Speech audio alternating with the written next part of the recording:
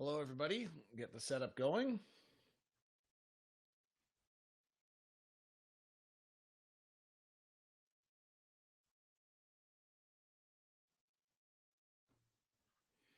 Hello, live Instagrammers. Back me up a little bit. I don't know one needs me that close at this age. All right, here we go. Let's do it. Let's probably should check and make sure settings, audio input.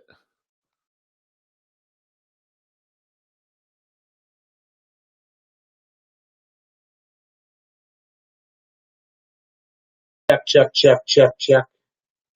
Well, let's hope this.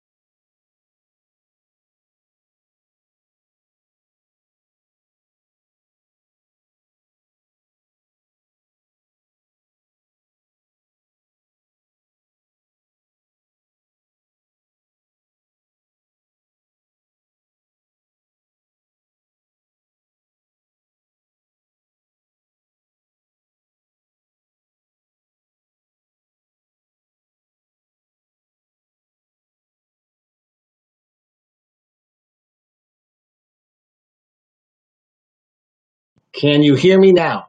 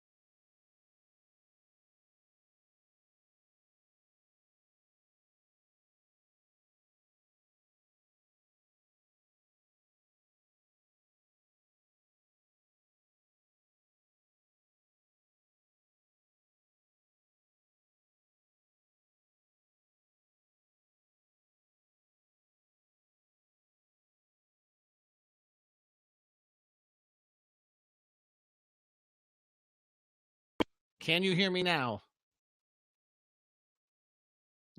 Instagram, I know you can hear me. All right, I'm relaunching the feed. I'm just going to shut it down and relaunch here in a second. All right.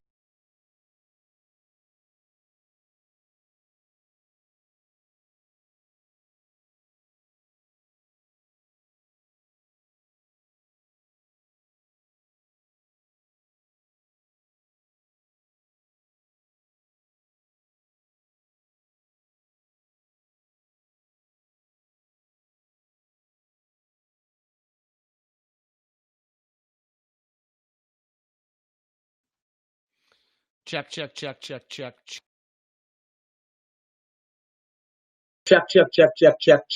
That's not working. Check. That's not working.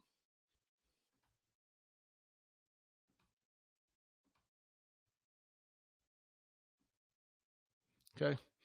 Should be ready to go. I got to start the show at some point here. I'll scramble along the way if it's not working, but I actually have some time things along the way. And actually, it looks like the microphone is working. So we are ready. Here we go. Finally, Instagram people, thanks for being so patient. You guys are so nice. Here we go. Bump, bump, bump. 3, 2, 1. It is Locked On Jazz for the 2nd of July. We get ready to roll with the Jazz schedule finally coming out. Since we haven't talked about it yet, we'll talk about Mike Conley's incredible predicament and what that means, and take your questions, talk some basketball, and fire it up all on Locked On Jazz. Pow! How are you? I'm David Locke, radio voice of the Utah Jazz, Jazz NBA insider. This is Locked On Jazz, your daily podcast on the Utah Jazz, giving you insight, expertise, geeky numbers. It's all brought to you by RockAuto.com. Thanks very much for joining me today. Live show on Twitch, on Facebook, on YouTube. We'll get the chat room going as well. We'll take your comments.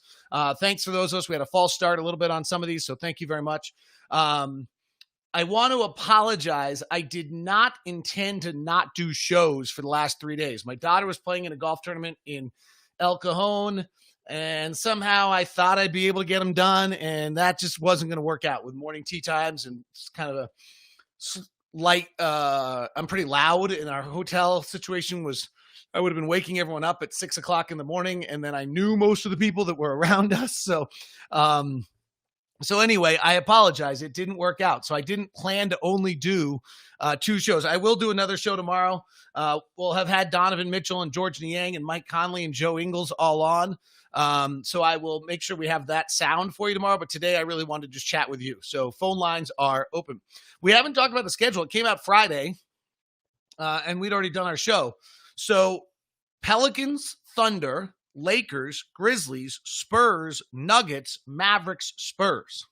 What's interesting about this is it's ranked about the 15th schedule overall out of 22. So it's actually or 16th. It's a pretty easy schedule, which tells you, it reminds you that like the bad teams aren't there, right? So you're not getting the Warriors this year. You're not getting games against the Knicks and the Hawks and those types of games because those teams aren't there. So suddenly having non-playoff Pelicans, Spurs, are non-playoff Spurs, 3 of your 8 games against what they're classifying as non-playoff teams does make your schedule a good deal easier.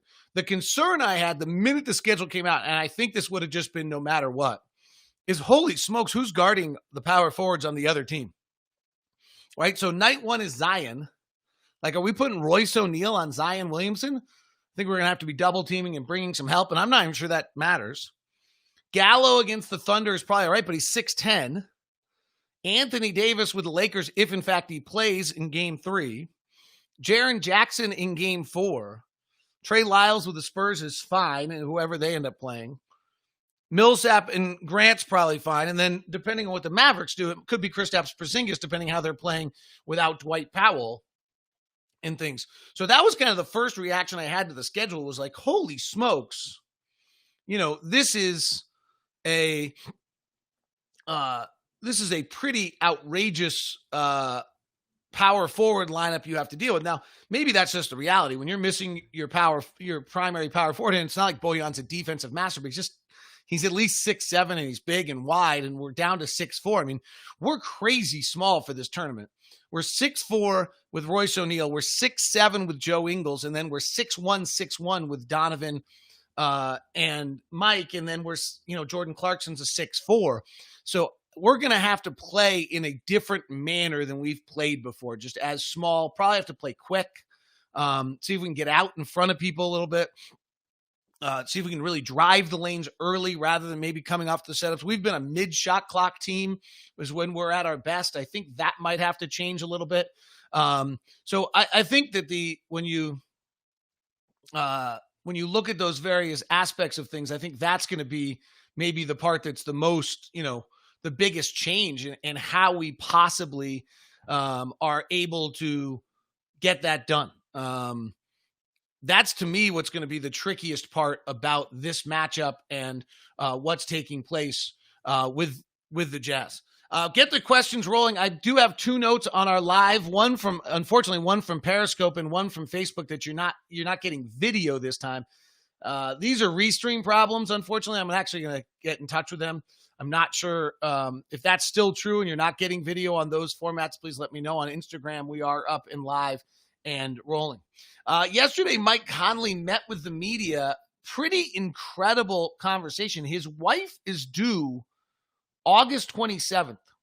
Now, I'm not want to get into their too personal life at all, but August 27th is the absolute 100% most perfect time to ever have a baby if you're an NBA athlete on a regular schedule.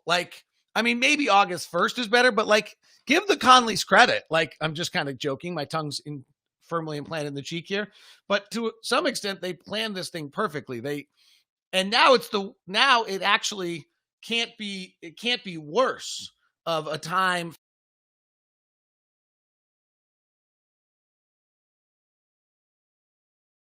there can't be a worse time for them to be having a baby.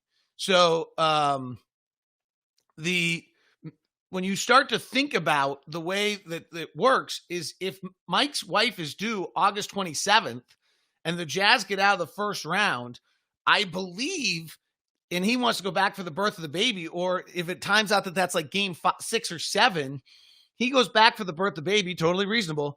The new circumstance is, though, that if you leave the bubble, I think he has to come back and be quarantined for at minimum 24 to 36 hours while being tested again before he's able to come out of the bubble. So I think that in that sense, this is, there actually can't be, if we get eliminated by then, it's going to be fine. And there's a chance we lose in the first round. This is a wacky circumstance. We're losing Bojan Bogdanovic.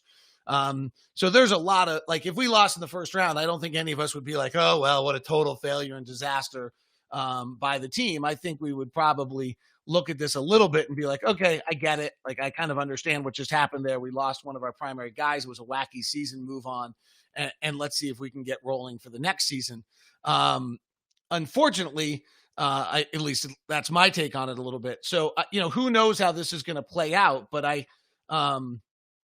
it will certainly be interesting to me of what happens on this. August 27th means, if I have this understanding right, means that he ends up playing, and then if he leaves, there's a question of how many days until he gets back. And at some point in that process, also, why are you coming back? It's an interesting one. If the birth August 27th is it's a weird date. And also I don't know. I don't want to get too into it, but I don't know. This is it's none of my business. Right. But honestly, if it's August 1st, you induce, right? Cause 30 whatever weeks is gestation period. You're actually fine. And but you can't it's just what a bummer. Just kind of what a bummer in a wild, wacky world where things you've never thought about and all those kind of aspects.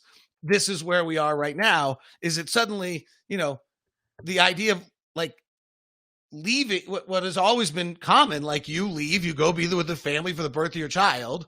And then the next step is you fire back with a team and you kind of, there's none of that. You play home games, you play road games, you interact. There's none of that anymore. Even worse would be if you're Mike Conley, you go back for the birth of the baby, you come back, you go through your testing, you're back in the bubble, and we get hot. And now you make the Western Conference Finals, and you're like, whoa, wait a second. I'd like to go. I guess at that point you're allowed to bring your family in, but I don't think you're going to bring a newborn into that circumstance. It's just crazy. So, I don't want to ingest myself into Mike's personal life at that level. It's just not, it's none of our business. But it's just he lives a public life. We all know about it now. It's just crazy. It's just another layer of this story of everything that's going on in the world and what we're experiencing. And as I was listening to him yesterday and on the call with him, I just was like, oh my gosh, this is insane. And then also, frankly, from his standpoint, like, okay, well, the easy answer is I'm not going, which, a lot of people are going with is, but then frankly, I'm not going.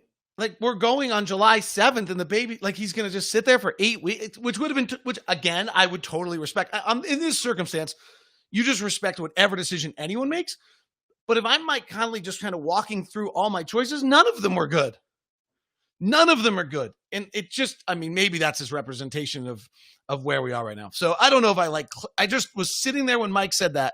Yeah, his wife's doing, and Joe's dealing with the same thing. But August 27th, like, ironically enough, there could not be, not that I'm big into the whole planning of birth dates, but there's no question that there's not a better date in a regular NBA world, and maybe not a more confusing date in the new world we're in right now.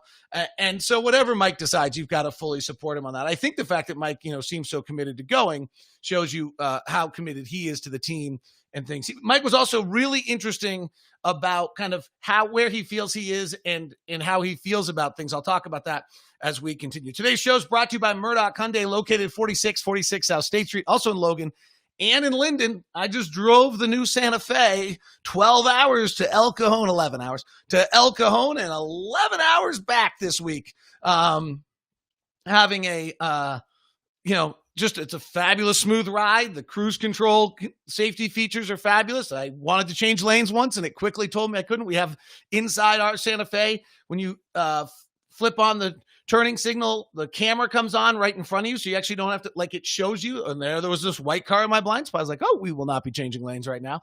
It's absolutely fabulous car. That's what I've been driving. We actually just bought our second one of those. I'm also driving the Sonata right now, which has been terrific. Super impressed by that. The Hyundai lineup of cars, there's no better sweet spot for the value you can get for the dollar, all the safety features you get, all the fun features you get, and how the car drives. Check it out. Murdoch Hyundai, 4646 South State Street, as well as located in Logan and Linden. If you're going to go to Murdoch Hyundai, make sure that you give me an email first, and I'll set you up with a VIP meeting and have all of your stuff taken care of before you get there, so that you have a salesperson waiting for you and you feel good about it there. Today's show also brought to you by my good friends over at Intercap Lending. I was actually driving yesterday, and there was a big Intercap Lending trailer on the road. So I need to know, Steve Carter, Brock, who's the Intercap Lending guy with a trailer? Steve Carter is our personal lending officer at Intercap Lending. He's done great work for us and has helped out numerous locked on people. You can reach Steve at 385-800-8528.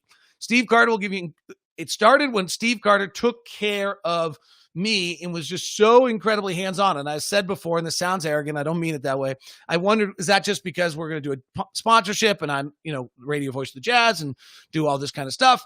And you know what it's turned out? No, that's just who Steve Carter is and how he treats every single client, going above and beyond. He drove out to the Zions Basketball Center, had all this paperwork for me there.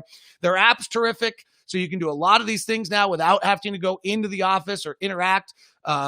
They're really, really do a good job as a direct lender. They're versatile and they're evolving. And this is why they continue to blow their record out.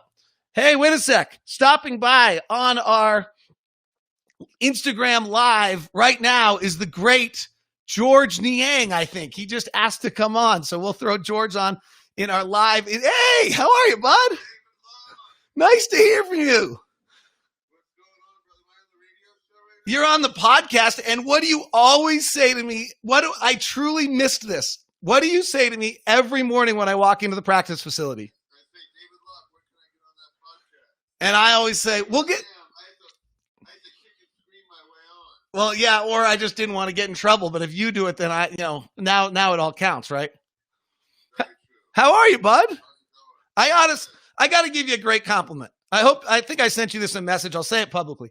I really missed you. Like your whole energy and your mood and everything. I actually really missed you.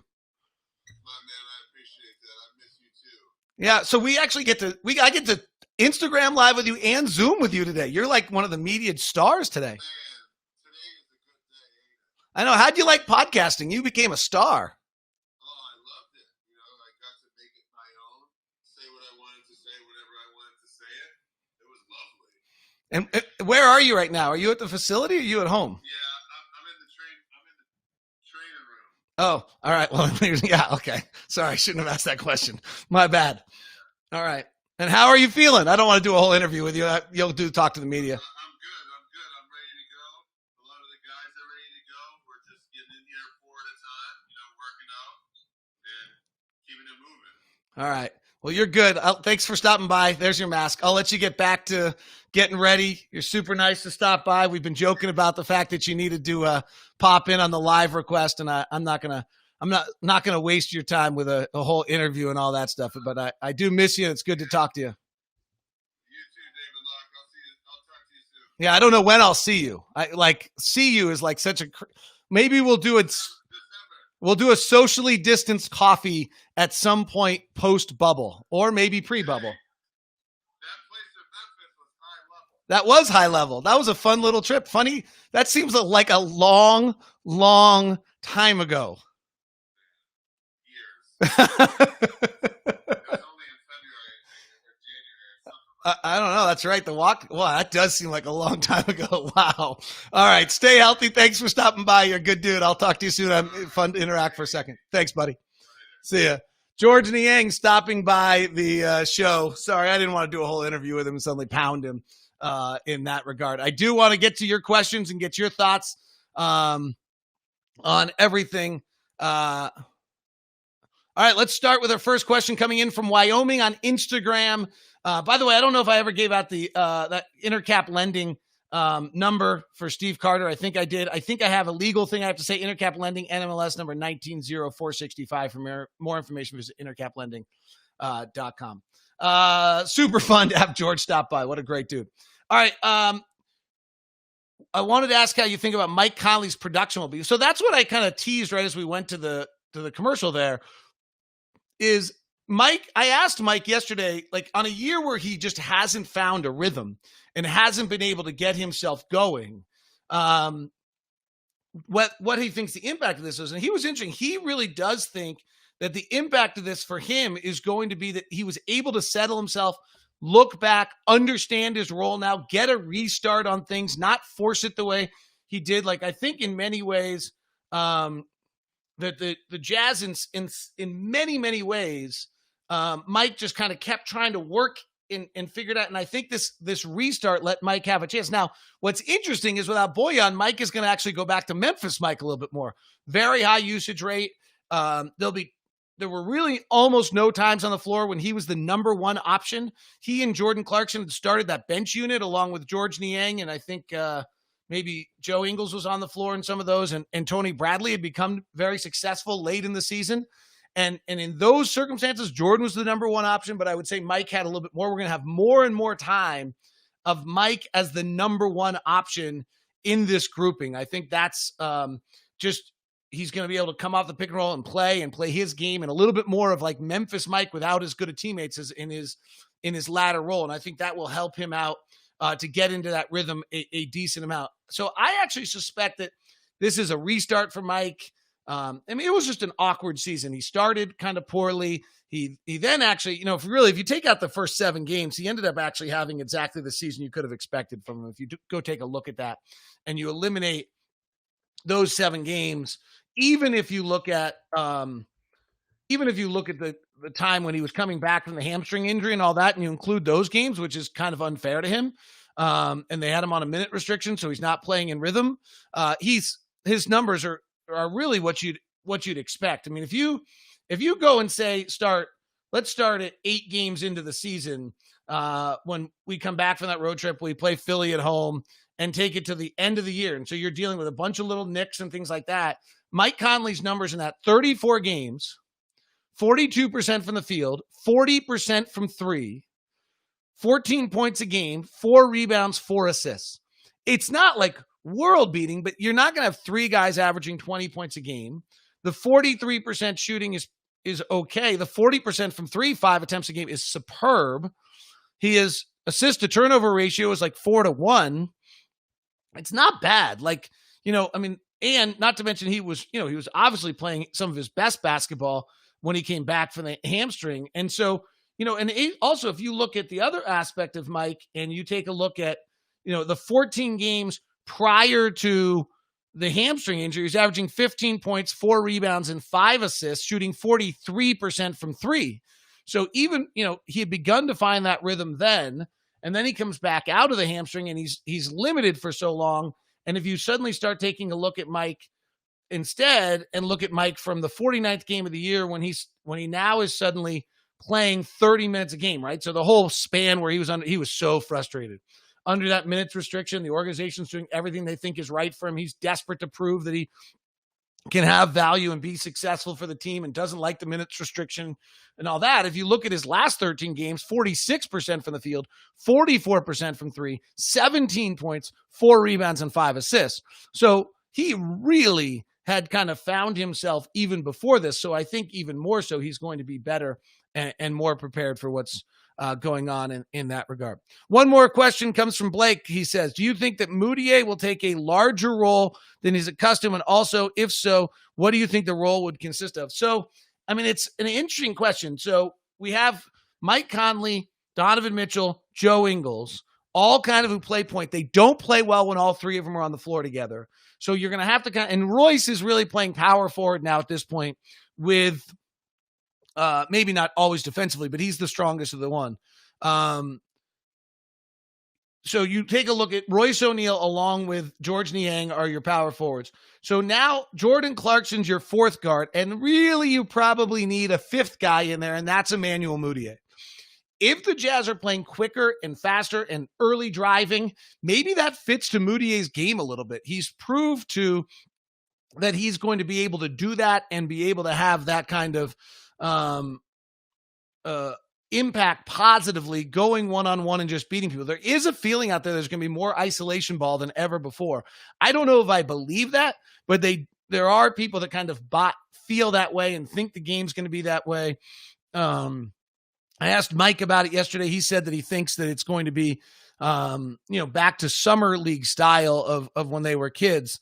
But he didn't really give me what he thought was the game in that sense of how the game itself will be different. So I think that's an interesting one to keep an eye on, is whether or not, in fact, isolation play becomes more important. And then Moutier does have a value. So Blake, I do think that Moutier could be involved. Let's go to Eric. Question on our live show: is the league going to address Disney workers coming and going every day when Orlando County is a serious hotspot? Also, what teams will be impacted either negatively or positively with no home court advantage?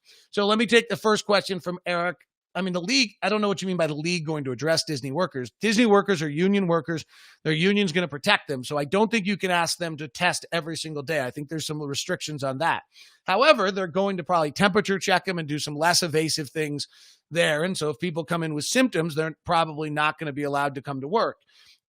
The percentage of the population in Orange County, Florida, that has coronavirus is like the numbers are big, but when you start to look at the percentage of the population in Florida that actually has it, it's a pretty populated area. That number's like 0.0002 or something like that. So if I don't know how many Disney workers are, if there's 1,000 Disney workers that are showing up and you're at 0.005%, you could have one of those. So it seems that there's a likelihood. Now, if there's 2,000, then you'd have one. The next question is, will that one person be some way of a super spreader that spreads everyone? Well, if you're reading what the CDC says, you need to make sure that you're not within 6 feet and you're not within over 10 minutes and all these things. I think that the amount of time that a Disney worker will be within 6 feet for 10 minutes of a time of an NBA player is going to be limited. And then if the players are all wearing masks, then they're all wearing masks. So that's where the bubble should work. But there's absolutely a possibility that someone's going to get the virus during this. And that's where the testing and all the protocols go in. And again, I've said this 1,000 times. I'll say it 1,000 more. As much as what's going on right now is to finish this season, it's so we know what we can and cannot do in December with success for the 2021 season. And I think that's something we really need to remember in regards to the importance of this upcoming season. The second question in that from Eric was, how would the league be teams impacted negatively or positively with home court? Denver and Utah are the only two teams in the NBA that have a home court advantage. If you go over the years traditionally and look at it, the altitude of Denver and Utah seems to be a true home court advantage for everyone. And so Denver and Utah would be the two teams. Now, Utah has not been great at home and has been a great road team because we don't foul a lot. And traditionally, teams that don't foul are better road teams. Is that advantage gone because the games are going to be called more straight than they have been in the past? I don't know if that's, I don't mean it like that. They like home court advantage and crowds seem to fairly to say impact fans. So if you don't foul a lot on the road, you seem traditionally you have been a better road team. Well, in this setting, does that suddenly change because of the fact that you are no longer going to have a disadvantage of being there's no such thing as a road team? So then now all of a sudden non-foul teams and non-turnover teams, are they suddenly not giving you the same advantage that they gave you before? Today's show is brought to you in part by Rock Auto. Rock Auto does some pretty great stuff at rockauto.com. It's a neat company. I met with their CEO of Locked On. I met with their CEO. So their CEOs, it's a family-owned company. And their concept is that online, they're going to be able to give you all the selection you need. If you go to a brick and mortar store, you only are restricted to what they're able to put in their inventory and their shelves, and then they overprice that based on demand. Rock Auto does the exact opposite. What Rock Auto does for you is Rock Auto has a wide-ranging selection for you with all of the various brands for your car or in your vehicle, and they give it to you at the same low price all the time, reliably low prices. So if you're a professional or a do-it-yourselfer, it's all the same at rockauto.com. There are no different pricing for different people. Go to rockauto.com and see their incredible, unique layout that allows you to easy to navigate and find out all the parts that are available for your vehicle and choose the brands and specifications and prices you prefer. rockauto.com, right? Locked on the how did you hear about us as well. By the way, if you are on the live show today, Locked On t-shirt, Locked On award in the back, all coming from Crown Ogden and Matt Lund. He's done great work for us. My Locked On hat is not here yet, but Locked On, we met Matt through advertising.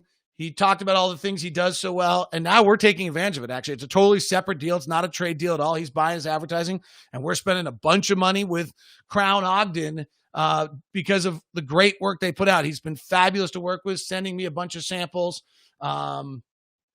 Has been kind of adjusted once or twice for us because we wanted to have our logo look differently. This is actually not the shirt we're going to use. We went to a little bit more of a vertical logo. He's been super responsive in all those things. So when you talk about Crown Ogden, you talk about their incredible laser engraving. They can put on just about anything, whether it's something you need to have, like a gun or something like that, where you need to have your engravement on it, whether it's an award, you can do that. Their shirts like this, they do amazing shirts and things. Labels and tags for any construction equipment, traditional plaques, glass, crystal awards and sand carvings, custom acrylic. The award thing he did for me back here is so cool. So let him get your logo and see it pop. Their entire business is based on people gathering and celebrating the best things in life. There's and obviously super limited how communities are able to do that currently, but they're working on hard to make adjustments to help you. It's a great time as a company for people to send out awards and make people feel that touch while we're experiencing social distancing and not a part of being back in offices again. Check out Crown Ogden on Facebook. Check out Crown Ogden email at crownogden@gmail.com or call Matt at 801-621-2055. That's 801-621-2055. Just so you know, we're doing t-shirts, hats, Yetis, might be doing sweatshirts, all for our staff on Locked On. Special thanks to Matt Lund for all of his great work. How's the Rudy and D Mitch dynamic going to be? That is from J Dub Farmer on Instagram. That is the big question everyone wants to know. You know, my take on this is the following. Stressful situation, young guys, first in the world to be dealing with it, first teammates to be dealing with it. We actually don't know. I think, and if you ask whether or not Donovan infected Rudy, Rudy infected Donovan, or whether they both just got it separately, we actually don't know that at all. I'll bet they kind of know that we don't know that now. We know so much more. The stress of the whole circumstance led to high-level reaction on Donovan's part. Totally get it. Understand. Like, never been there before. How much at risk am I? Was it this? Like, I get it. Like, isolation meant that stress levels were at an even higher level than they've ever been before. Totally get it. What do these guys do? What's the connection of Donovan and Rudy? It's playing basketball and winning games together. Weren't allowed to do that. It's learning to try to get better together. Weren't allowed to do that.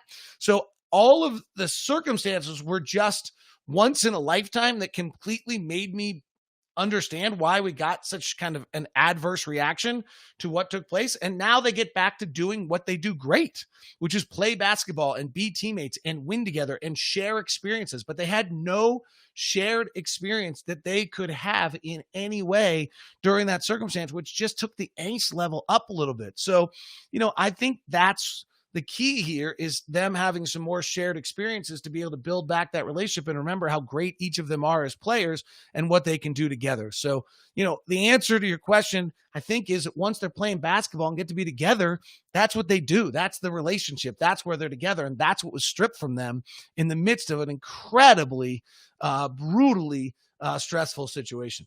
From Tyler, do you see Q rolling with a 9-man lineup, or does he reduce to 8 players to prepare for the playoffs out of the gate?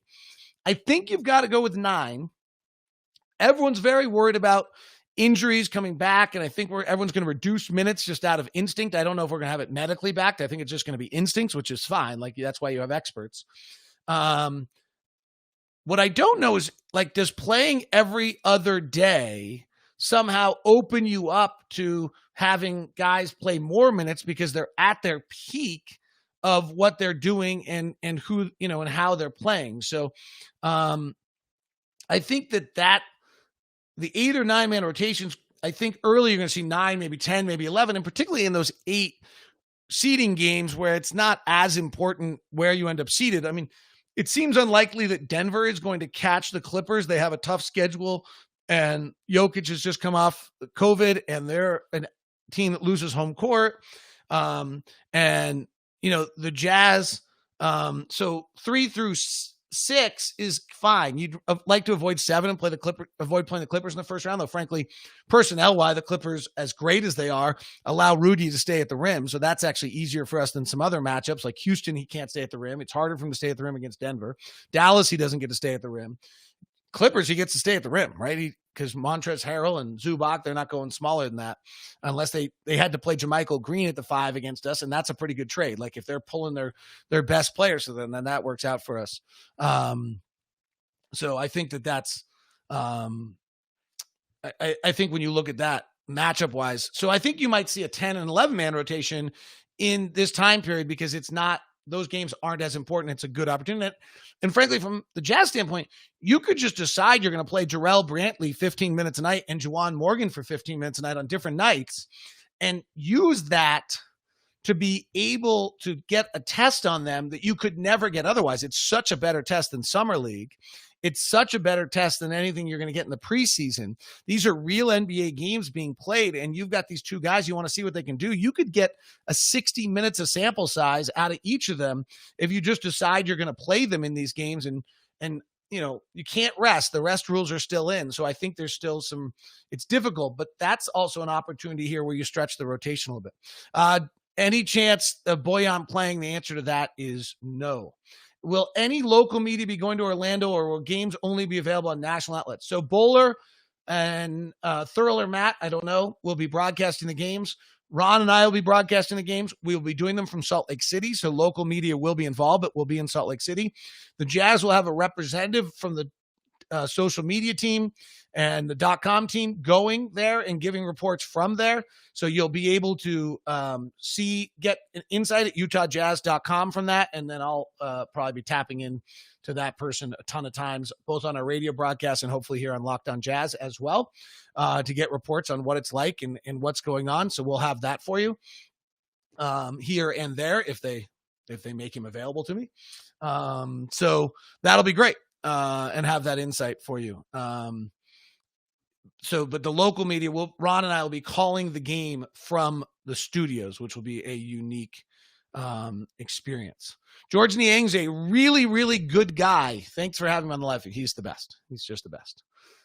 Is Donovan Mitchell capable of scoring 30 points a game in this stretch? I think it's an interesting load he's going to have to carry, particularly if Mike leaves, then he's really carrying the load. And though it's going to be really interesting, if Mike leaves, he's playing point guard, trying to carry the load while involving teammates, which I think will be a difficult process for him. I think we talked about it earlier on Locked On Jazz, if you heard a few episodes back, about Bradley Beal. Bradley Beal is the model for him to be able to get to that point where he's averaging 30 points a game. And the model is for him, it's more catch and shoot threes than off the bounce threes, which is going to be difficult if he's playing point guard. And it's getting to the free throw line a few more times, which I think from my research is gaining fouls before you shoot rather than trying to gain fouls at the rim. You're going to garner that foul in the paint non-restricted area on contact and then go up with your shot.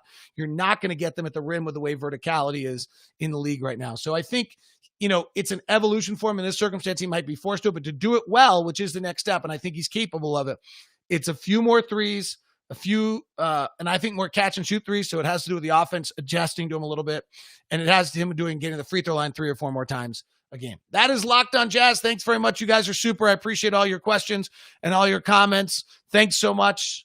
It is Locked On Jazz. Locked On NBA I did with Ben Golliver today. Tribute to talked about Maya Moore and her incredible work, talked about the Western Conference matchup. So right now, tell your smart device to play podcast Locked On NBA. Thank you. Thanks, guys.